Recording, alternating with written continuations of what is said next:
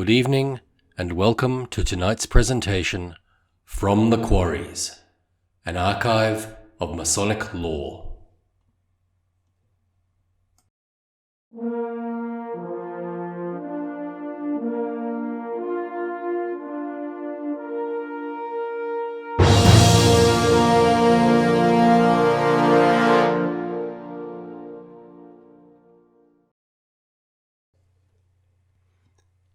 The Philosophy of Freemasonry, first presented by William R. Punt on the 8th of May, 1997. In preparing these brief comments on the philosophy of Freemasonry, I asked myself, just how does a person go about telling someone else what Masonry is and is not? I came to the conclusion that perhaps a starting point would be with a definition of Freemasonry. Actually, there were two that I ran across recently. The first said, Masonry is more than a social good fellowship, more than ritual, more than organized charity. It is a way of living, a philosophy of life. Another definition said, Freemasonry is a charitable, benevolent, educational, and religious society. For the next few minutes, let's take these definitions apart and see what they really mean. First of all, many will say that Freemasonry is a secret organization. Actually, its only secrets are in its methods of recognition and of symbolic instruction. We maintain secrecy, but purely as a means of mutual identification.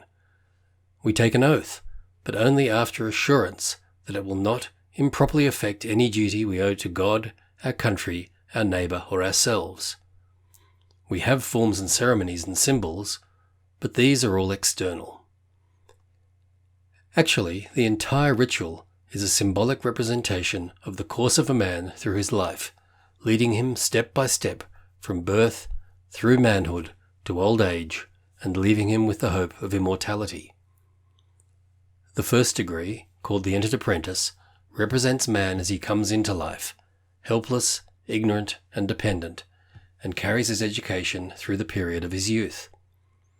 The second, or fellowcraft degree, represents man in his middle age, and the third, or master mason degree, takes him through old age and ends with a beautiful lesson in the unconquerable hope of immortality. Through the 3 degrees, the candidate is taught increasing wisdom in the art of upright living. Now let's look at that part of our definition dealing with religion. Although in remote antiquity, Freemason was affiliated with various religions, it has long since ceased to be a religion. It is the friend of every religious faith, but is not itself a religion. Essentially, it is the practical applications of a philosophy of life, or a way of living. Not being the product of any one race or system of government, or economics, or philosophy, or religion, Freemasonry welcomes men of every race and creed if they have sufficient integrity of character to become good Masons, and if they believe in deity. Instead of trying to be a religion, Freemasonry deliberately seeks to provide a common meeting place where men of every religion can remain true to their own religions, and yet, submerging their differences, can work together in harmony to manifest the finest fruits of all religions. While the emphasis of religion is often for intercession for forgiveness of shortcomings, the Masonic emphasis is essentially on the more positive side of seeking to measure up to one's obligations, rather than on any theological doctrines of forgiveness. Similarly, Masonry stresses one's duties rather than his rights. Just as Freemasonry exhorts its members to be true and loyal citizens of whatever country is entitled to their allegiance, so, likewise, Freemasonry expects each of its members to be a true and loyal supporter of his chosen religion and of the church, synagogue, or other unit of organizational worship. Now let's look at the other parts of our definition. First, that of being a social organization. Freemasonry is a social organization only so far as it furnishes additional inducement that men may foregather in numbers, thereby providing more material for its primary work of education, of worship, and of charity. Through the improvement and strengthening of the character of the individual man, Freemasonry seeks to improve the community. Thus, it impresses upon its members the principles of personal righteousness and personal responsibility, enlightens them as to those things which make for human welfare, and inspires them with that feeling of charity or goodwill toward all mankind which will move them to translate principle and conviction into action. We believe that the Masonic life should be an orderly life, and that it should be a public-spirited life. Furthermore, we believe it should be an industrious life in the pursuit of one's vocation, and a physically sane life with due regard to bodily health. A sound body, orderly industry, public spirit, but primarily the building of character. To us, these emerge as the major laws of successful living. Just what, then, does Freemasonry say about man's relationship with God and with his fellow men? 1. In a world of greed and force, it teaches self-restraint and reason. 2. In a world permeated with the spirit of selfish rivalry, it teaches universal brotherhood. 3. In a world of intolerance and bigotry, it teaches tolerance and kindness. 4. In a world of cynical disbelief, it teaches reverence for deity. 5. In a world floundering in the depths of a great moral and spiritual depression, it teaches industry and self-reliance and temperance and integrity. 6. It aids and comforts and reassures and inspires individuals. 7. It leaps the barriers of race and space to draw together the finest aspirations of all men and unite them in a universal brotherhood. And finally, we can say that purity of heart, sincerity, truthfulness, fidelity to duty, and similar qualities are emphasized over and over as necessary internal qualifications. The attainment of wisdom, prudence, temperance, justice, reason, self-reliance, strength, and beauty are practical objectives.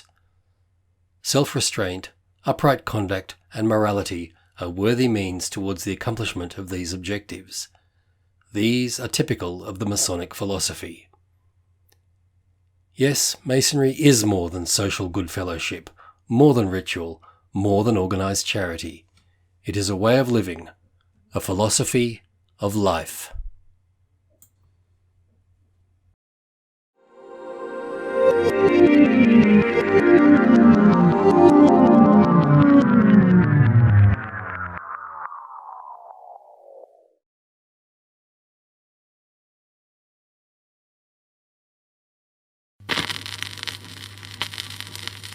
Welcome to From the Quarries. Tonight's video, The Arithmetic of Freemasonry, is another work by the estimable F. de P. Castells and comes from a 1914 lecture. It's very long and very complex, so I've decided to split it into two videos. The first section will deal with the numbers 3, 5, and 7, and the second section, the number 15. It's quite a challenging journey, so I hope you enjoy it.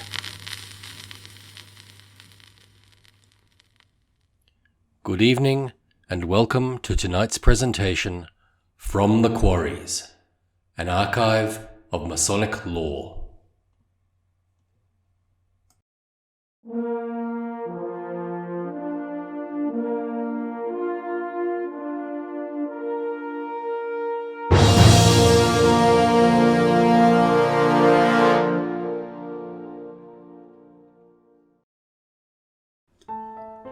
What we familiarly call arithmetic has been, historically, one of the most potent factors in the development of the human mind, and, as it is one of the liberal arts and sciences on which Freemasonry has been founded, the study of it should help us to understand some of the ideas underlying the ritual of the craft.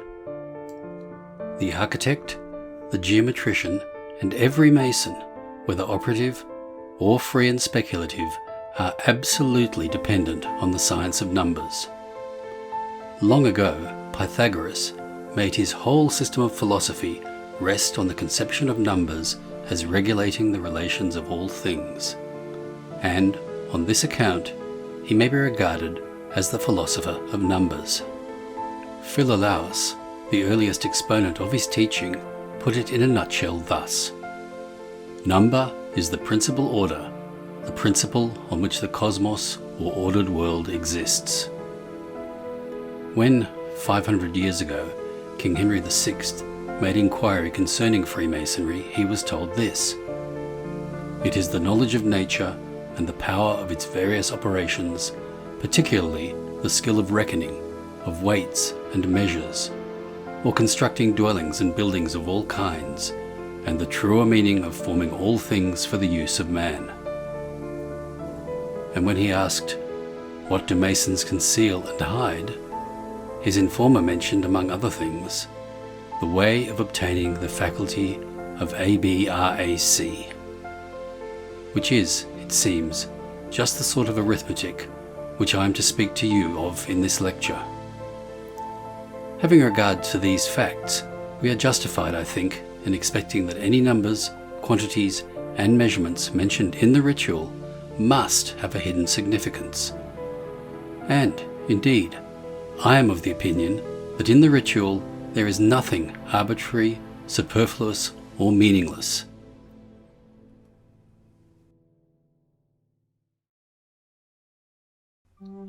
I am not aware that anyone has attempted to explain how the art of counting was evolved, but having travelled extensively and gained some knowledge of the ways of other races, I may venture to give you some of my own thoughts on the subject.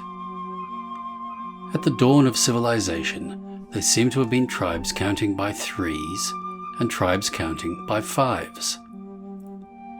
The trinal system must have been based on the intuitional conception which men had by the nature of things and persons placed in three relative positions, thus: I, thou, he, this, that, the other, 1, 2, 3. But the quinary system was based on the 5 fingers of the hand, hence the name of digits, still given to any integer under 10, a word which in Latin means fingers. It was through this method of counting among primitive men that, when in course of time someone was able to devise a system of expressing numbers as figures, each of the 9 digits came to be expressed by a separate character, as is the case in our arithmetic at the present day: 1, 2, 3, 4, 5, 6, 7, 8, and 9. The Greek imagination pictured 9 goddesses, the Muses, who were said to be the daughters of Zeus and Nemesis, that is, God and the memory, each of them presiding over one of their 9 liberal arts.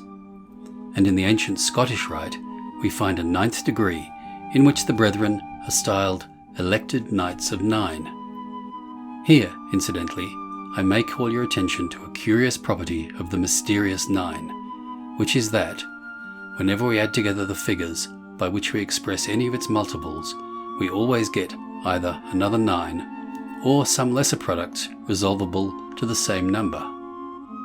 For example, 2 times 9 equals 18. Add 1 and 8, and you get 9. 4 times 9 equals 36. Add 3 and 6 equals 9. 11 times 9 equals 99. 12 times 9 equals 108, and so on. The tribes that counted by threes and those that counted by fives developed their genius independently of each other, but we should not imagine that there ever was any race of men completely detached from the rest of the world, or that owed nothing to the other races. It must have been through the intercourse of tribe and tribe that the highly useful decimal marker came to be adopted, and then, at length, somewhere, somehow, the use of this marker would suggest the cipher of our arithmetical notation. the invention of which was needed for a great achievement. For, although the cipher when it stands by itself is but an empty symbol, when conjoined with any of the 9 digits, may mean 10, hundreds, thousands, or millions. The wonderful cipher, or 0, however it may have originated, has led men to a great advance in the art of calculation.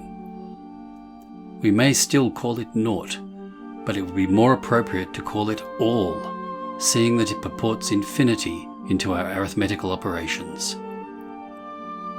Our way of expressing the idea of 10 is 10, that is, a unit plus the decimal marker, and this unit signifies that on reaching 10 we have begun a new series. To the decimal marker we have given the form of a circle, and this is quite fitting too, for the circle is the emblem of eternity and infinity. What I have said thus far explains the rise of 2 of our symbolic numbers, 3 and 5. But now, what about the number 7? This is a distinctly Masonic numeral, the mystic significance of which goes far deeper than that of the other 2. It is a combination of 4 and 3, the square and the triangle, as we may see in the ceremony of raising by the steps which the candidate takes when advancing to the east. The first 4 describing a square in the centre of the lodge, and the next 3 bringing him up to the pedestal on which is the volume of the sacred law. Beneath the ground so squared there is a yawning grave, but the candidate is a living being, and his steps are emblematic at once of human life and of the 4 quarters of the globe. And as the last 3 steps indicate a triangle, which is symbolical of the great architect of the universe, the 2 numbers 4 and 3, when conjoined or combined, suggest the thought of God, brought into relations with his creatures and dominating human life. I might enlarge on this, but it would lead me beyond the limits of our subject.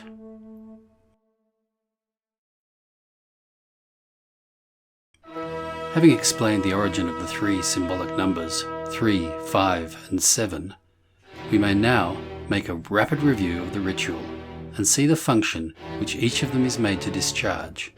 And in this, we ought to begin with the first, that is, number 3, which is recurring constantly in connection with 1. Our organisation, 2. The appointment of the lodge, 3. The traditional history, and 4. The actual mysteries or secret ritual acts in our organisation. Our order stands on 3 grand principles, which are brotherly love, relief, and truth. There are 3 degrees, each degree with its respective signs, tokens, and word. There are 3 principal and 3 assistant officers, the 3 principal ones occupying 3 different quarters of the globe, east, south, and west. The distinguishing characteristic of a good Freemason are 3: virtue, honour, and mercy. There are 3 main lines of duty: to God, to our neighbour, and to ourselves. 3 sacred dictates of truth, honour, and of virtue. 3 foremost excellences of character: secrecy, fidelity, and obedience. 3 lowest staves in the mystic ladder, which are said to be emblematic of the 3 graces: faith, hope, and charity. Also there are the 3 most celebrated orders of architecture: the Ionic, the Doric, and the Corinthian. In the appointment of the lodge, there are 3 sets of tools for each degree, that is, a different set of 3 tools for each one of the 3 classes of workmen. There are 3 Masonic reasons why the lodge should be situated east and west. The interior of a Freemason's lodge is composed of ornaments, furniture, and jewels. The ornaments are 3 in number: the mosaic pavement, the blazing star, and the indented or tessellated border.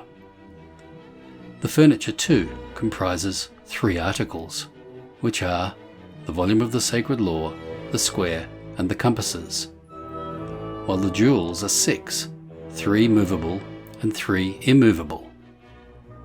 Similarly, the Master Mason's Lodge is said to be distinguished by 3 ornaments: the porch, the dormer, and the square pavement. The emblems of mortality are 3: the coffin, the skull, and the crossbones. There are, we are told, 3 pillars supporting the lodge: wisdom, strength, and beauty. There are also 3 greater lights and 3 lesser ones.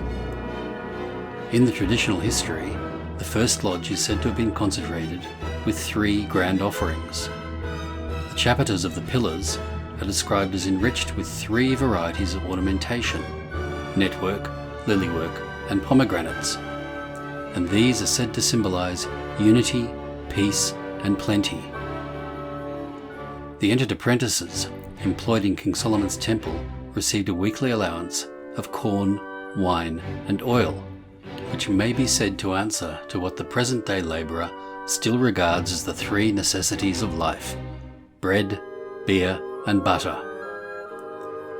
At the time of the Great Conspiracy, there were but 3 men who possessed the secrets of a Master Mason. There were 3 Grand Masters who bore sway at the building of the first Temple of Jerusalem. The secrets of the Master could only be imparted with the consent and by the joint action of 3. The trusty Fellowcrafts divided themselves into 3 companies or lodges. Our Master was slain with 3 blows, struck by 3 different men on 3 parts of the head, with 3 different tools at 3 points of exit of King Solomon's temple, situated on the south, north, and east sides. In the Mysteries, the lodge opens and closes with 3 knocks, and every candidate gains admission by 3 knocks, given differently at each degree. In every degree, the candidate who seeks the privilege corresponding to it by a 3-fold plea: by the help of God, being free and of good report, or by the help of God and with the assistance of the square and the benefit of the password, or by the help of God, the united aid of the square and compasses, as well as the benefit of the password. On opening the lodge, the worshipful Master prays for 3 things: order, peace, and harmony. Every initiate is made to strike the right of the senior and junior wardens with 3 knocks. He is made to advance to the pedestal by 3 steps. He has to answer 3 searching questions told of the worshipful Master. He is told of the 3 dangers, the 3 reasons for soliciting his charity, the 3 aspects of his character, also of the 3-fold way of dividing the 24 hours of the day: some for prayer to Almighty God, some for labour and refreshment, and some for serving a friend or brother. In the 2nd degree, the sign is of a 3-fold nature. In order to raise the candidate to the sublime degree of a Master Mason, 3 methods are tried. Only the 3rd can succeed. In closing the Fellowcraft Lodge, the dismissal formula recited by the junior warden alone is also of a 3-fold nature. In the ordinary way of closing the lodge, according to ancient custom, all the brethren present unite in a 3-fold sign of fidelity, fidelity, fidelity. The Master Mason, when raised, is asked to make his solemn obligation binding for as long as he shall live by sealing it with his lips 3 times on the volume of the sacred law. We also frequently have a 3-fold perambulation of the lodge. This long list does not exhaust all the references to the symbolic 3 occurring in the ritual, but it should suffice to show the important part that number plays in it. We may now pass on to consider the next number, 5. 3 rule a lodge, but 5 hold it, which means that there cannot be a lodge with less than 5 members. The Fellowcrafts of the traditional history form themselves into 3 companies, that is, 3 lodges of 5 members. When the entered apprentice comes into the Fellowcraft Lodge in order to be passed, he is taught to advance to the east by 5 steps. We acknowledge the 5 orders of architecture. The blazing star is one of 5 points. there are 5 secret words. There are 5 points of fellowship for us all, and these are said to correspond in number to the 5 signs of the 3rd degree. The grave of our master was 5 or more feet deep. The chapiters on the pillars at the porch or entrance of King Solomon's temple were 5 cubits high. And now, as regards the number 7. 7 is the number by which the lodge is made perfect. In every properly constituted lodge, there are 7 officers, that is, including the tiler and the outer guard. The first tracing board exhibits 7 stars, which have an allusion to as many regular-made masons. In the ceremony of raising, the method of advancing is by 7 steps. We are told that King Solomon's temple was 7 years and upwards in building. The height of the 2 pillars was 17.5 cubits, which equals 7 plus 7 plus 3.5. Or the 2 pillars conjointly 35 cubits, which equals 5 times 7. The qualifications required from the would-be master mason are given thus: just, upright, free, men, of mature age, sound judgment, and strict morals. The qualification of mature age is explained as meaning the full age of 21 years, which equals 3 times 7. Finally, there are the 7 liberal arts and sciences on which Freemasonry has been founded: grammar, rhetoric, logic, arithmetic, geometry, music, and astronomy. But now, after this rapid survey of the ritual, we shall find that these symbolic numbers, 3, 5, and 7, important as they appear, are but fractions of what may be called the summum numerorum. Thus, 3 plus 5 plus 7 equals 15. I shall throw some new light on the mystic significance of this number in the second part of the lecture.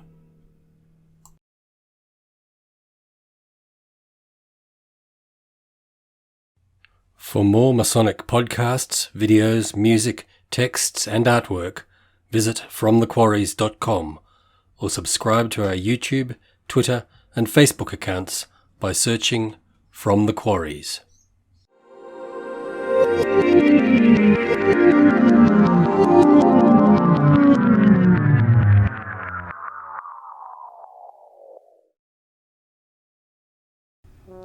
Welcome to From the Quarries. Tonight's video is part 2 of the Arithmetic of Freemasonry by F.P. de Castells from 1914.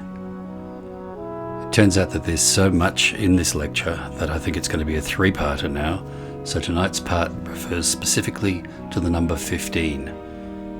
Part 3 will be a bit more wide-ranging and will refer to what Castells refers to as the metrology of the craft.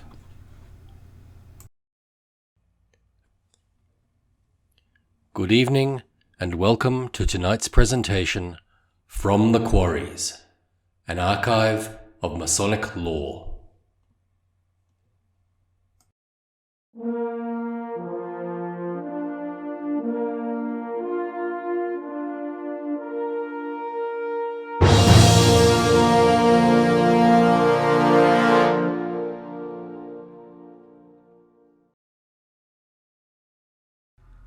After this rapid survey of the ritual, we shall now examine the summum numerorum, the number 15.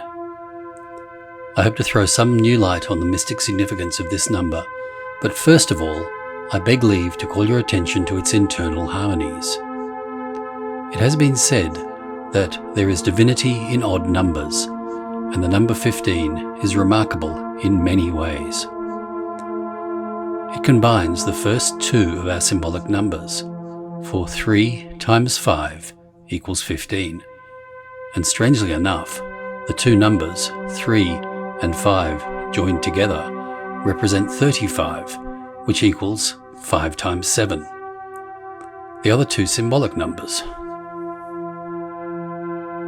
Moreover, if we multiply the 3 numbers 3 times 5 times 7, the result is 105, their lowest common multiple, which also equals 7 times 15, and is practically the same number, 15, with the naught inserted between the figures. Chronologically, a period of 15 days is that which is enclosed within 3 Sabbaths. Many of the ancient nations held their great festivals on the 15th day of a month, and they usually followed the lunar year. The moon must have been full at that time.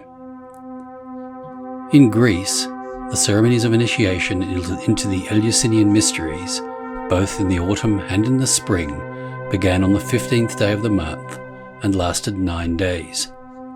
Note that these 9 days equal 3 times 3. In music, the number 15 represents 2 complete scales. That is, the notes comprise between 3 Cs. As 5 stands for 1 hand, 15 equals 3 hands, and there is somewhere a chapter which has for its distinctive badge a triangle within which we see 2 hands stretched out from the sides and grasping each other, while a third hand, descending from the apex, holds up both of them. Although the interpretation of this symbol belongs to the Royal Arch, we may all read a beautiful thought into it, that of fraternal union on earth, maintained under the protection of the Most High. In the trinal system of primitive man, the numbers 6 and 9, which are the first trine doubled and trebled, were considered round numbers, and adding them together, we get 6 plus 9 equals 15. Then, too, the number 15 combines the 2 leading terms of the decimal system, 10 plus 5, which reminds us of the fact that the decimal system, now acknowledged to be the most perfect system of arithmetic, is but the early method of counting by 5s, that is to say, by the fingers of the hand. There really is nothing new under the sun. But suppose we take the first 5 digits as representing a progressive arithmetical series, and that we add them up. 1 plus 2 plus 3 plus 4 plus 5.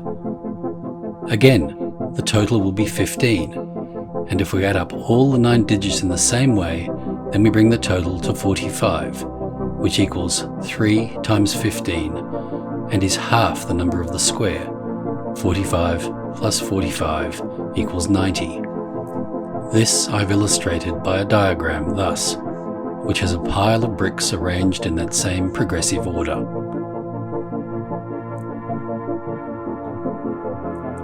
Look for a moment at this magic square. In it, the 9 digits are arranged in 3 rows, 3 times 3, and however the figures may be added up, vertically, horizontally, or diagonally, the sum of every 3 is always the same, 15. The key to the various operations possible is to be found in the symbols from which we obtain the Masonic alphabet. No other arrangement of the numbers will ever yield such harmony. Please observe that the central column consists of the symbolic 3, 5, 7, the first at the bottom, 5 in the centre, 7 above. 5 stands between 1 and 9, the unit which is the root of all number, and 9 the highest digit. These two together complete the decade. My object in calling your attention to these facts is to show that the use of the number 15 in our Masonic symbolism is not arbitrary. It is the best the ancients could have chosen to convey the idea of fullness or completeness. Let us see, therefore, how it is that the number comes into the ritual.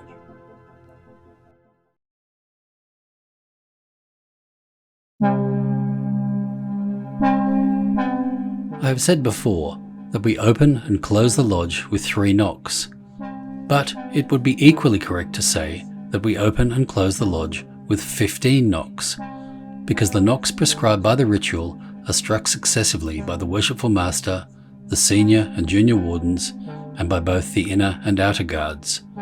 5 officers in all, and 5 times 3 make 15. Then, we know how the candidate advances to the place of light by stages, which are measured by a fixed number of steps. The entered apprentice takes 3, the fellow craft 5, the master mason 7. Add up all these and you have 15 as the total. This advancing order in the steps of each degree is foreshadowed by the entered apprentice at his initiation, for in his case, the steps are of varying length. The second is of a little longer than the first, and the third a little longer than the second, as expressed by the numerical proportion of 3, 5, 7. In the explanation of the second tracing board, we read that our ancient brethren passed up the winding staircase consisting of 3, 5, 7 or more steps, and these correspond with the steps taken by our candidates. And it should be observed that the phrase, or more steps, does not imply any uncertainty as to the height of the staircase. It is merely a necessary reservation, the margin allowed for the requirements of the higher degrees. In the traditional history of the third degree, we hear a conspiracy organised by 15 fellow crafts. They were of that superior class appointed to preside over the rest, which means the order now denominated Master Masons. Out of the 15, 12 recanted, but 3 proved to be of a determined and atrocious character, and were responsible for a great tragedy. As against these rebellious fellow crafts, there are mentioned another 15 who went to search for our master, Hiram Abiff, and we read that when these 15 trusty fellow crafts were commissioned by King Solomon for their work, they divided themselves into 3 companies, which means, of course, 3 fellow craft lodges of 5 members each. 1 company sought and found not. 1 company made the discovery, and the 3rd company brought the evildoers to judgment. What then are we to think of the 30 fellow crafts? In my opinion, they are emblematic of the struggle which is ever going on in the world between antagonistic forces with which every human being is more or less acquainted. The evil being ever envious of the good, the ambitious seeking to achieve success by deceit and rapacity, and extreme cases by the most heinous crimes. The selfish and greedy thwarting and defeating the very ideals they profess to admire. All this in the hope of obtaining wealth, position, or power. And Freemasonry steps in and counsels to substitute virtue, industry, and perseverance for dishonesty, covetousness, and violence, and to aim at the happiness of the fraternity. We may see the counterpart of this in the 2 intersected triangles shown on the 2nd degree tracing board. One of the triangles is black and the other white, and the 2 are united by the letter G, inscribed in the common centre. I believe that the tragedy in the forefront of the volume of the Sacred Law, Cain slaying his brother Abel, was intended to illustrate the same conception of life which is inculcated by Freemasonry. And the Chinese have from time immemorial represented this struggle which is ever going on by the symbol they call yin-yang. In the tracing board of the Master Mason, there is another memorial of the death of our master. It takes the form of 3 5s arranged triangularly, thus. They suggest an equilateral triangle, each 5 representing one side, but we know that historically they correspond to the 3 methods tried for the purpose of bringing back to life the ideal man. The 3 5s, therefore, are the 3 hands, with 15 fingers in all. There has been confusion over this, and some rituals have been put forth that give the fellow crafts of the traditional history as 12 in number, instead of 15. It seems to have arisen from certain distinctions being overlooked or forgotten. Let us remember that while the tradition mentions 2 companies of 15 fellow crafts in each case, they are divided into 12 plus 3, because 1/3 of the rebellious fellow crafts are held responsible for the murder of our master. 3 hands struck the fatal blows, and 3 hands were exerted in raising the dead body, On this account, both death and life may be expressed by 3 fives or 3 hands.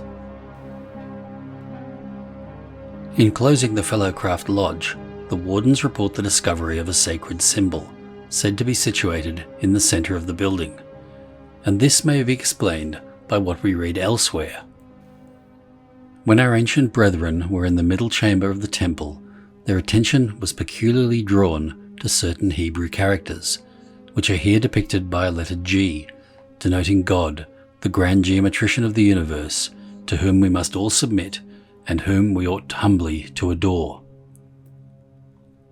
According to this, the cryptic G is but our modern substitute for the Hebrew characters depicted in the same tracing board just over the door at the top of the staircase. These characters are now commonly read as Jehovah, but the name was always considered too sacred to be pronounced by human lips, and the Jews themselves, in order not to write it, have frequently expressed it only with the initial Yod. In speaking of this, however, it is necessary to bear in mind that the characters of the Hebrew alphabet were numbers as well as letters. That is, they could be made to stand alternatively for a quantity or a sound. Here are the first 10 of them with their corresponding numerical value.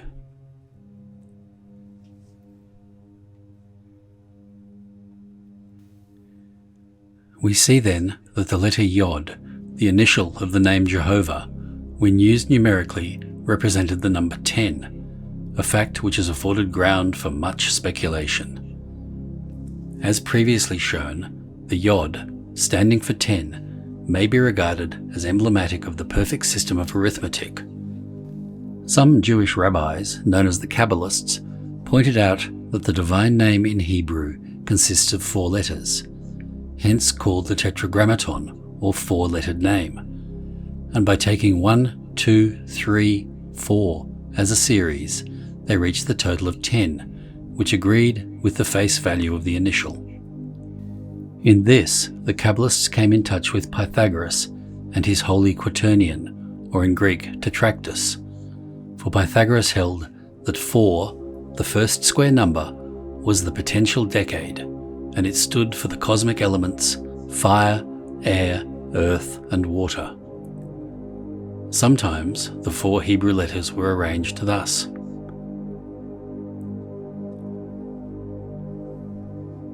When combined, the numerical value of the 10 characters gave a total of 72, which the Jews regard as an important symbolic number, and sometimes, in seeking to abbreviate the incommunicable name of God, they doubled or trebled the initial Yod, thus. In each of these cases, the result is a distinct triangle, but you may see that while the first is pointing down, the second is pointing up, and numerically, while the 2 Yods equal 20, the 3 equal 30. There is one more way of abbreviating the ineffable name, one which did not originate with the Kabbalists, but is found in actual use in the Psalms, and may therefore be regarded as authorized by the volume of the sacred law. I mean that which consists in writing the first 2 letters of the name. Read phonetically, they spell Yah or Jah, but arithmetically they should represent the number 15, that is, 10 plus 5. The Jews used to express the numbers from 10 to 20 by writing 10 plus 1, 10 plus 2, 10 plus 3, 10 plus 4, etc. But when they came to 15, they found that the 2 characters required were associated with the ineffable name of God, and so they varied the order, writing instead of 10 plus 5, 9 plus 6. We have seen that in our Masonic symbolism, the number 15 has been made to embody the idea of fullness or totality, and now, if we look again into the ritual, we may find a further illustration of this idea. For in the explanation of the second tracing board, the worshipful master refers to the practical significance of the symbolic numbers 3, 5, 7, and reminds us that a lodge is ruled by 3 held or organized by 5, and made perfect by 7. In this way, those symbolic numbers suggest 3 leading ideas: government, organization, and perfect development. And as the number 15 is reached by combining the 3 numbers 3 plus 5 plus 7 equals 15, we may regard this sum as comprehending all those ideas, and as being a fitting emblem of the grand ideal of Freemasonry. In the ancient Scottish rite, the members of the 10th degree are called illustrious Knights of 15, as having attained to the fullness of this ideal. For more Masonic podcasts, videos, music, texts, and artwork, visit fromthequarries.com or subscribe to our YouTube, Twitter, and Facebook accounts by searching From the Quarries.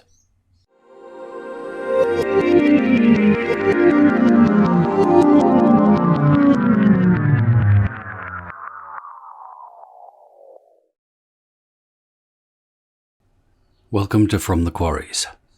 Tonight is the 3rd part of this reading of the wonderful 1914 lecture by F. de P. Castell's The Arithmetic of Freemasonry. Tonight's section refers specifically to the metrology of the craft. Good evening, and welcome to tonight's presentation, From the Quarries, an archive of Masonic lore.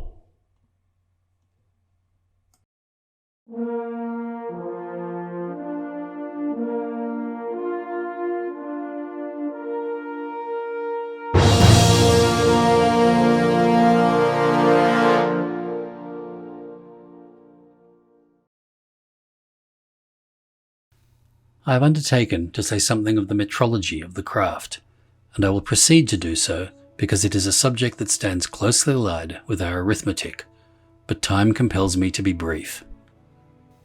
The length measures mentioned in the ritual are 5, the 2 modern ones, the inch and the foot, the 2 ancient ones, the handbreadth and the cubit, and one which is very ancient, although not a familiar one, the cable's length. The word inch comes from the Latin uncia, meaning 1/12th part of anything, and in this connection it indicates a 12th part of a man's foot, which was early adopted as a length measure, being of course standardized everywhere. But in the ritual, the 24-inch gauge is used as emblematic of time. When the worshipful master gives the entered apprentice his tools, he says that the 24-inch gauge represents the 24 hours of the day, and it may be used in 2 ways: to graduate his task and to divide each passing day so as to allow of his attending to everything: his devotions, his regular employment, and the discharge of his social obligations.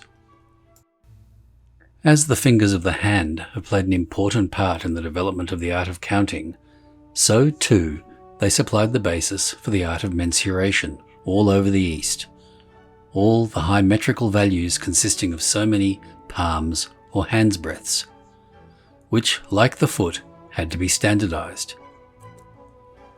In the explanation of the second tracing board, we learn that the outer rim of the twin pillars of the porchway of King Solomon's temple was a hand's breadth in thickness. This statement agrees with the first book of Kings, chapter 6, verse 15.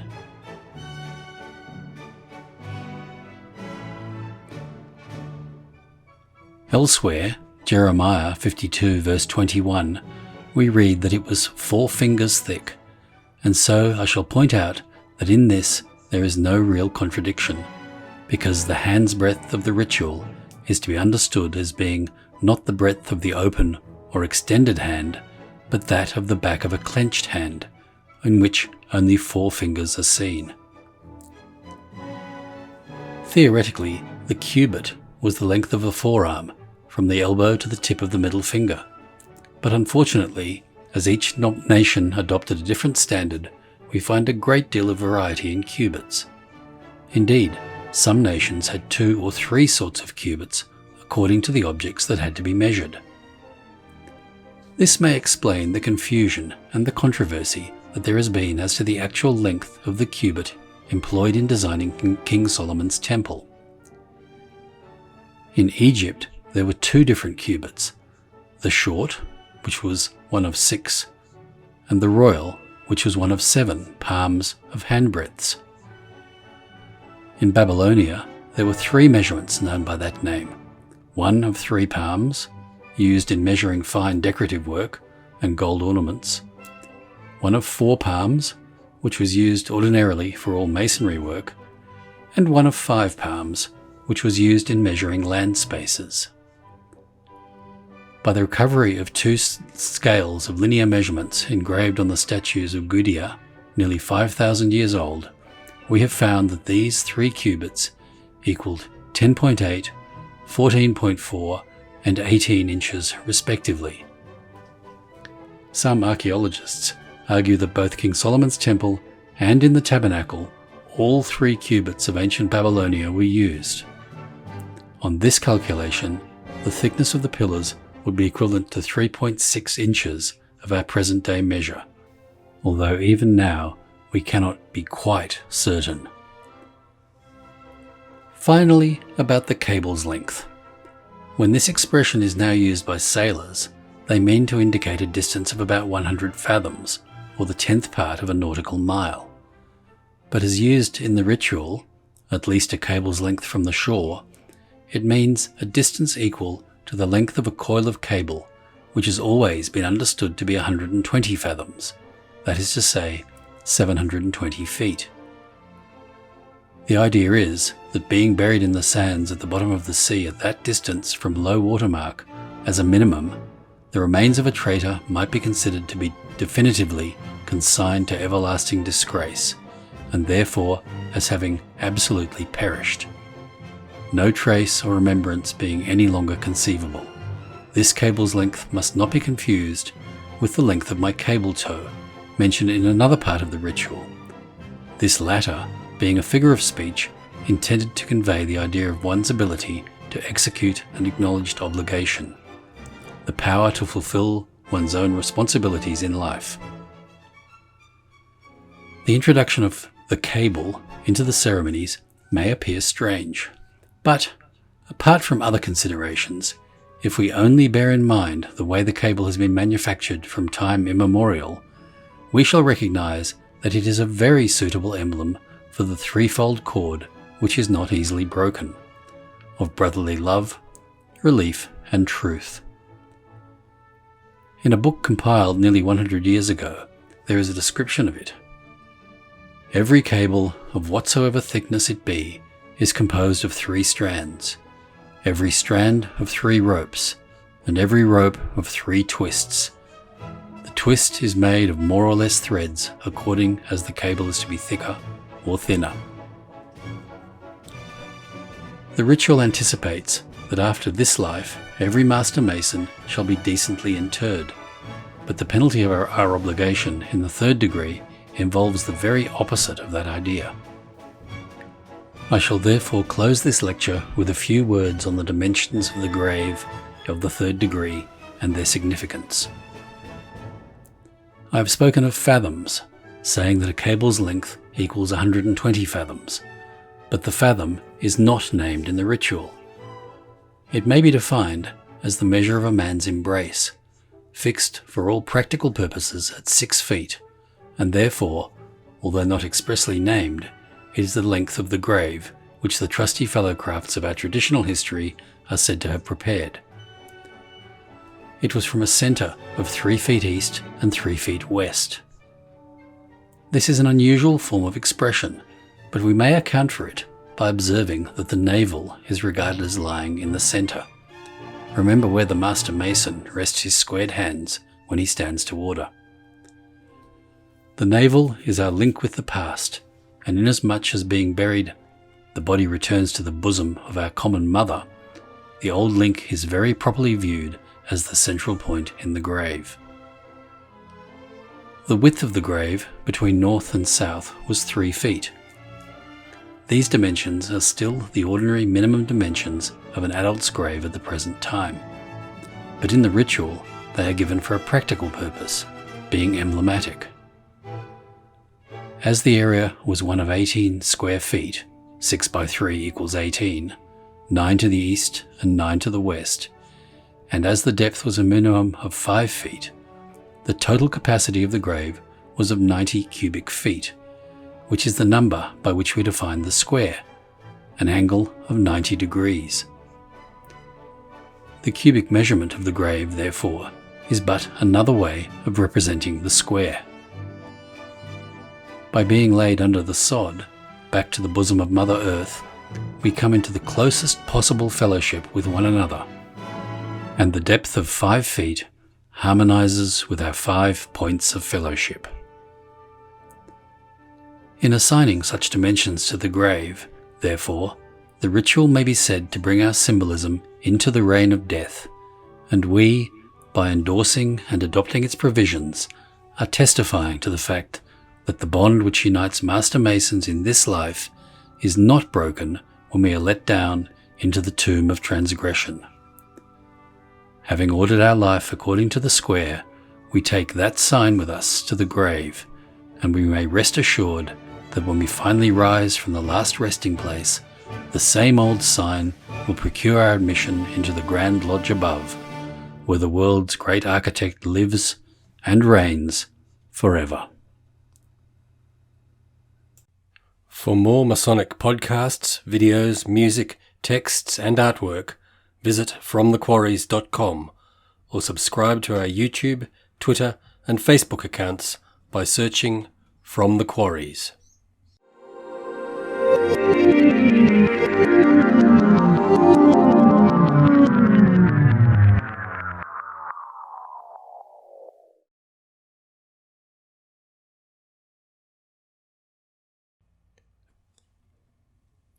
Good evening and welcome to tonight's presentation, From the Quarries, an archive of Masonic lore.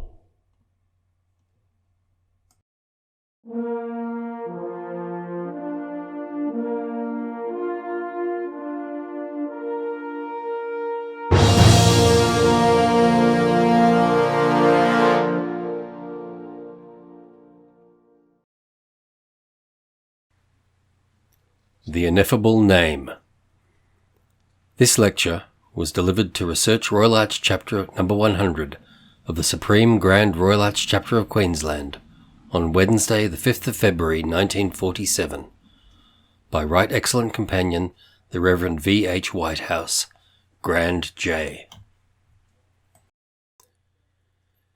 In the first of the ancient charges concerning God and religion it is stated, "A Mason is obliged by his tenure to obey the moral law, and, if he rightly understand the art, he will never be a stupid atheist, nor an irreligious libertine. He, of all men, should best understand that God seeth not as man seeth, for man looketh at the outward appearance, but God looketh to the heart.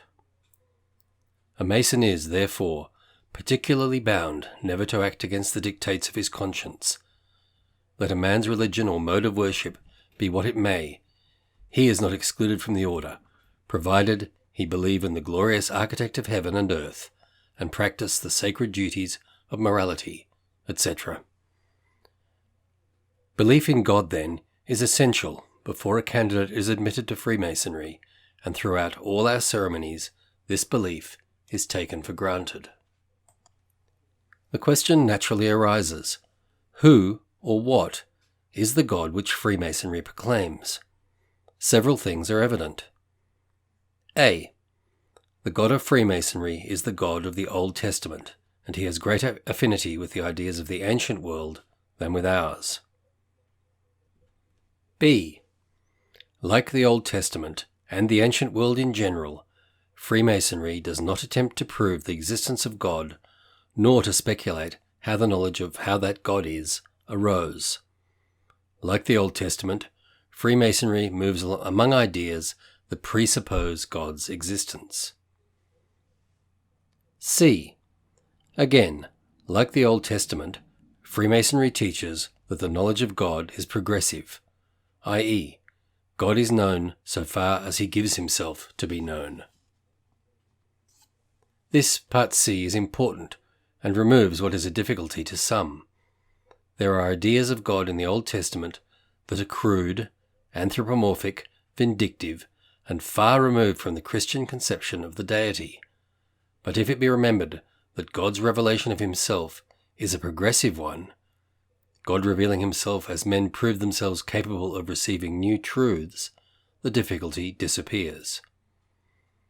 When reading the Old Testament, and I think also when studying the progressive steps in Freemasonry, it is important to note that the ideas of God therein proclaimed are relative to the state of civilization on the one hand, and the progress of the candidate on the other, at that particular time. Nowhere is this more evident than in the names by which God came to be known. In the Old Testament, a name was never a sign distinguishing one person from another. It was always descriptive, expressing the meaning of the person to whom the name was given. Thus, when God is called by a name, it expresses that which God has made known of himself to man. It does not represent God himself as he is, but such a manifestation of him as human faculties were able to apprehend. It will be found that these names show that the ancient Hebrew started from some indeterminate conception of God common to the whole Semitic race, i.e. the people closely interrelated in language, custom, and physical features who occupied the southwest of Asia and were led on by degrees to a living apprehension of the being whom they worshipped. In this revelation of God, as expressed by the divine names, there are three stages. 1. Names used before Abraham. 2. Names used in the patriarchal ages, i.e. from Abraham onwards. And 3. Names used in the Mosaic age and afterwards. Names used before Abraham. These early names do not belong to Revelation, at least not to the family of Israel. They are prehistoric. They do not suggest the first stage of Semitic religion. They belong to the stage when the phenomena of the heavens were considered to be due to some power above them. 1. El, God. This title of the deity was widely used and belongs to the whole Semitic world. No satisfactory derivation of the word has yet been suggested. It appears to be part of the verb to be strong, and it suggests the idea of governor or leader with the sense of power or might. 2. Elohim. An interesting title, and again common to Israel with most of the Semitic peoples. It is plural in form, and so has been thought by some to be a remnant of polytheism. But scholars are unanimous in saying that when used of God, Elohim is not plural in the sense of numbers. It is always used with a singular verb, and therefore is the plural of majesty or eminence, the plural of fullness or greatness. The singular of Elohim probably meant strength. The plural intensifies the idea. 3. El Elyon, meaning God Most High, a name which distinguished the deity from other conceivable gods. Speaking generally, this group of terms may be described as universalistic in their meaning. They indicate the relation of God to all that he has made as its creator and sustainer. Names used in the patriarchal age. So far, these names express the general idea of God. He is the power to whom the world belongs. Now a development takes place. God is coming into relationship with his people, and development towards a high morality and faith in a spiritual, omnipotent God takes place. This development we know as the call of Abraham and the foundation of the patriarchal religion. And when Abram was 90 years old and 9, the Lord appeared unto Abram and said unto him, I am the Almighty God, walk before me, and be thou perfect. Genesis 17, verse 1. Separated from his kindred and father's house, Abraham goes alone into the unknown world with only the God of heaven and earth, El for his guide. And on the hilltop of Canaan, in the solitude of the desert, he meets God. I am God Almighty, El Shaddai. Walk before me, be thou perfect. The idea of God was becoming clear to Abraham. His faith took hold of the idea that God, the Omnipotent, was able to protect him as he ventured into the unknown. He who is called God, El, was El Shaddai, the supreme power who had given him his fellowship and was condescending to guide his life. Thus, El Shaddai marks an advance on Elohim. Its derivation and meaning is uncertain, but the idea conveyed is that of absolute control over the forces of nature and the course of history. Names used in the Mosaic Age. This revelation, El Shaddai, was made to Abraham alone, not to his people, nor his family, nor his father's house. It was El coming into relationship with the individual soul. Now a further development takes place. God, El Shaddai, comes into relationship not only with individual, but with his people, for families and tribes become a nation and state, a communion and fellowship, not merely by blood, but by a common government and common institutions, and lastly, a strict and definite law. To mark this wider relationship from henceforth, God's peculiar name as God in Israel is Jehovah. In his revelation to Moses, God appropriated the name Yahweh to himself, and stamped it as the name expressive of his relationship to Israel, now about to be entered into and manifested in deeds of redemption, and in memory of these deeds to be henceforth his peculiar name as God in Israel. Although the name Jehovah thus received new currency and significance in the time of Moses, it is far older than the time of Moses. E.g., in Genesis 4:26 it is written that in the time of Enos, the grandson of Adam, then began men to call upon the name of the Lord, Jehovah. This may seem difficult to reconcile with the statement in Exodus 4, And God spake unto Moses and said unto him, I am the Lord, Jehovah, and I appeared unto Abraham, unto Isaac, and unto Jacob by the name of God Almighty, El Shaddai, but by my name Jehovah, Yahweh, was I not known to them. The meaning, however, is probably this. Although the name Yahweh was not unknown, its real significance had never yet been experienced by them.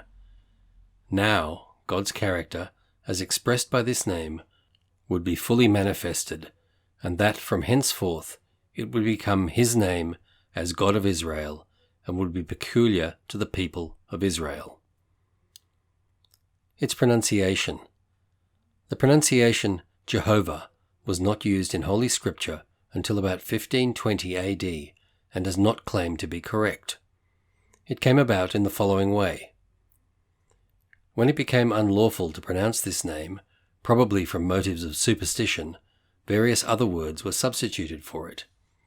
Thus, the Septuagint translators, i.e. those who in 284 to 247 BC translated the Old Testament into Greek, substituted Kurios, Lord, and the Masoretes, ancient Jewish translators, the word Adonai, Lord. The vowel signs now used in Hebrew were not invented and written in manuscripts until 600 to 900 AD. When one word was substituted for another in reading, it became the practice to attach the vowels of the word to be substituted to the consonants of the original word. Thus, the vowels of Adonai, A-O-A, were attached to the consonants Y-H-V-H, this name of God. In 1518 AD, Petrus Galantius, confessor of Leo X, proposed to read the vowels and consonants as one word, and thus arose Yehovah, Jehovah, Y requiring to be spelled with an E instead of an A. Modern scholarship gives Yahweh, variously spelled Jahve, Jahveh, Yahweh, etc., as the correct pronunciation. Its meaning. The true meaning and derivation of the name is wholly unknown. In the Pentateuch, i.e. the first 5 books of the Old Testament, the word is brought into connection with the verb to be. This expresses not so much the idea of self-existence as what is or will be historically. I think this is suggested in the revelation of the name given in Exodus 3, verses 2 to 14. And Moses said unto God, Who am I, that I should go unto Pharaoh, and that I should bring forth the children of Israel out of Egypt? And he said, Certainly I will be with thee, and this shall be a token unto thee, that I have sent thee. When thou hast brought forth the people out of Egypt, ye shall serve God upon this mountain. And Moses said unto God, Behold, when I come unto the children of Israel, and shall say unto them, The God of your fathers has sent me unto you, and they shall say unto me, What is his name? What shall I say unto them? And God said unto Moses, I am that I am. And he said, This thou shalt say unto the children of Israel, I am hath sent me unto you. Moses asked for God's name, i.e. a description of his nature and character, and he was taught that it was impossible to learn this all at once. God would be what he would from time to time prove to be. Each age would discover fresh attributes of his being. I will be what I will be. Yet these revelations of God were not considered to be in the minds of those who received them shadows of a reality to come. Therefore, to quote Dr. A.B. Davidson, I will be what I will be expresses the sameness of Jehovah, his constancy, his being ever like himself. It does not express what other attributes he had. These were largely suggested by the fact of his being God. It rather expresses what all his attributes make him, the same yesterday and today and forever. The true in covenant relationship, the unchanging. Hence it is said, I am Jehovah, I change not. Malachi 3, verse 6. To Moses, then, the name was a summing up of the divine character and attributes. These could not fully be understood by any one generation of Israelites, so Jehovah would continually manifest himself, all that he would be to his people. Thus it proved to be. Yahweh showed himself a deliverer of Egypt, a protector in the desert, all the acts of mercy on their journey from Canaan and their living there, all his guidance of their national development, all his discipline and punishments, were so many fresh revelations of the meaning of his name. It shows him to be present, future, eternal, unchangeable, and an all-sufficient God, who comes into close relationship with his people. There, the revelation of God in the early books of the Old Testament and in the first 4 degrees of Freemasonry ends. It remains for the succeeding degrees in Freemasonry to complete the revelation.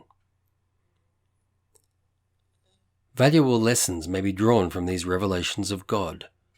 First, reverence towards God, a duty thus expressed in the charge after initiation. By never mentioning his name, but with that awe and reverence which are due from a creature to his Creator, by imploring his aid in all lawful undertakings, and by looking up to him in every emergency for comfort and support. A duty further and most strikingly emphasized in the Royal Arch by the attitude of companions in their approach to the altar enshrined with his name. Secondly, a second lesson, perhaps more striking, is God comes into personal relationship with individuals and with nations. The Old Testament tells that the covenant name, Jehovah, was afterwards withdrawn, as if reluctance had gradually arisen to name the living God, or perhaps a vague dread of dishonouring his awful majesty.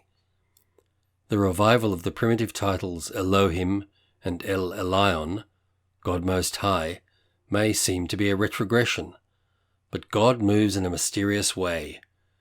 Jehovah was a name peculiar to the people of Israel.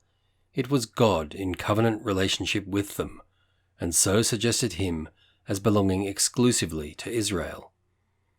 Hence we find the cry, "There is no salvation but of the Jews." Therefore, in the removal of the use of this name through superstition or dread, we, I think, may see an act of providence, showing that the redemptive name of God was far beyond the pale of his covenant with Israel.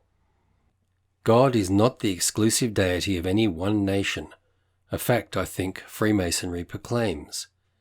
Yet he is Yahweh, but not exclusive. He comes into relationship with individuals and with those nations and peoples who seek him. In conclusion, it is quite evident that the statement in the first ancient charge is very true, that if a Mason rightly understands the art, he will never be a stupid atheist, nor an irreligious libertine.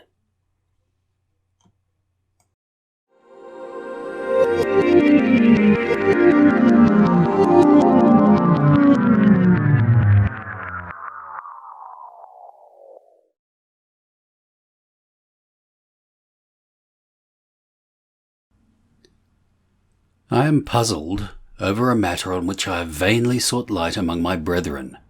None gives me a satisfactory answer. We are taught that Masonry teaches through symbols. I want to know why. Why do we not put our truths into plain words? Why do we employ one thing to stand for another thing? Wouldn't Masonry be stronger and better if it was plain instead of veiling allegory in its principles and ethics? Like so many questions which can be answered regarding Masonry, this one may have several answers, all correct. Well, what is your answer?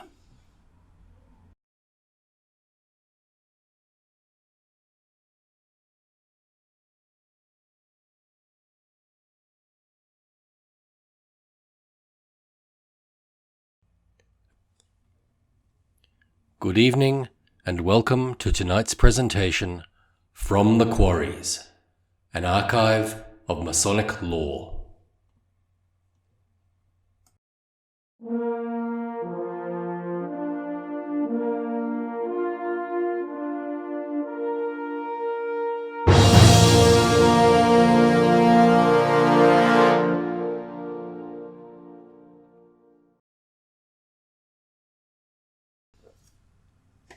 You will surely admit, without argument, that man is a triple nature.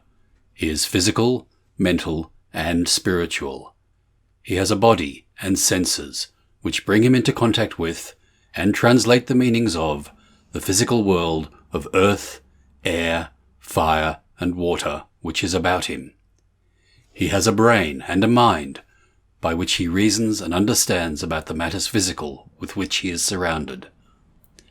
And he has a something beyond, which you may call soul, or heart, or spirit, or imagination, as you will, but it is something which is allied to, rather than a part of, reason, and which is connected with the physical side of life only through its sensory contacts. Your soul, or spirit, my brother, comprehends a language which the brain does not understand. The keenest of minds have striven to make this mystic language plain to reason without success. If you hear music which brings tears to your eyes and grief or joy to your heart, you are responding to a language your brain does not understand and cannot explain. It is not with your brain that you love your mother, your child, or your wife. It is something beyond, and the language with which that love is spoken and understood is not the language of the tongue. A symbol is a word in that language. Translate that symbol into words which appeal only to the mind, and the spirit of the word is lost. Words appeal to the mind. Meanings not expressed in words appeal to the spirit. All that there is in Freemasonry, which can be set down in words on a page, leaves out completely the spirit of the order. If we depended on words or ideas alone, the fraternity would not make a universal appeal to all men, since no man has it given to him to appeal to the minds of all other men. But Freemasonry expresses truths which are universal. It expresses them in a universal language, universally understood by all men without words. That language is the language of the symbol, and the symbol is universally understood because it is the means of communication between spirits, souls, and hearts. Indeed, when we say of Masonry that it is universal, we mean literally it is of the universe, not merely of the world.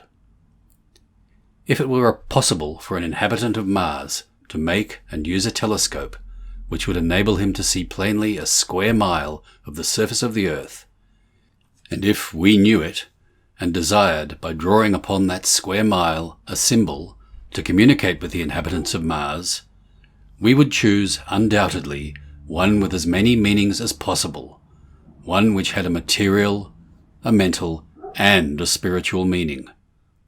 Such a symbol would be the triangle, the square, or the circle. Our supposed Martian might respond with a complementary symbol. If we showed him a triangle, he might reply with the 47th problem of Euclid.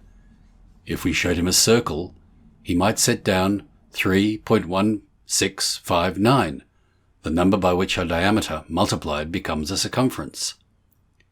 We would find in a symbol a language with which to begin communication, even with all the universe. Naturally, then, we employ symbols here for heart to speak to heart. Call it soul, mind, spirit, what you will. Imagination is its collection of senses. So we must appeal to the imagination when speaking a truth which is neither mental or physical, and the symbol is the means by which one imagination speaks to another. Nothing else will do. No words can be as effective unless they are themselves symbols. No teachings expressed in language can be as easily taught or learned by the heart as those which come via the symbol through the imagination. Take from Freemasonry its symbols, and you have but the husk. The kernel is gone. He who hears but the words of Freemasonry misses its meaning entirely. The symbol has many interpretations. These do not contradict each other, they amplify each other. Thus, the square is a symbol of perfection, of rectitude of conduct, of honour, of honesty and good work. These are all different and yet allied. The square is not a symbol of wrong or evil, meanness or disease. 10 different men may read 10 different meanings into a square, and yet each meaning fits with, and belongs to, the other meanings. Now, 10 men have 10 different kinds of hearts. Not all have the same power of imagination. They do not all have the same ability to comprehend. So each gets from a symbol what he can. He uses his imagination. He translates to his soul as much of the truth as he is able to make part of him. This, the 10 cannot do with truths expressed in words. Twice 2 is equal to 4 is a truth which must be accepted all at once, as a complete exposition or not at all. He who can understand but the twice or the equal or the 4 has no conception of what is being said. But 10 men can read 10 progressive, different, correct, and beautiful meanings into the trowel, and each be right as far as he goes. The man who sees it merely as an instrument with which to help to bind has part of the meaning. He who finds it a link with operative Masons has another part. The man who sees it as a symbol of man's relationship to deity, because with it he spiritually does the master's work, has another meaning. All these meanings are right. When all men know all the meanings, the need of Masonry will have passed away. To sum up, the reason we must use symbols is because only by them can we speak the language of the spirit, each to each, and because they form an elastic language, which each man reads for himself according to his ability. Symbolism is the only language which is that elastic, and the only one by which the spirit can be touched. To suggest that Masonry use any other would be as revolutionary as to remove her altars, meet in the public square, or elect by a majority vote. In other words, Masonry without symbols would not be Masonry. It would be but dogmatic and not very erudite philosophy, of which the world is full as it is, and none of which ever satisfies the heart. For more Masonic podcasts, videos, music, texts and artwork, visit fromthequarries.com or subscribe to our YouTube, Twitter and Facebook accounts by searching From the Quarries.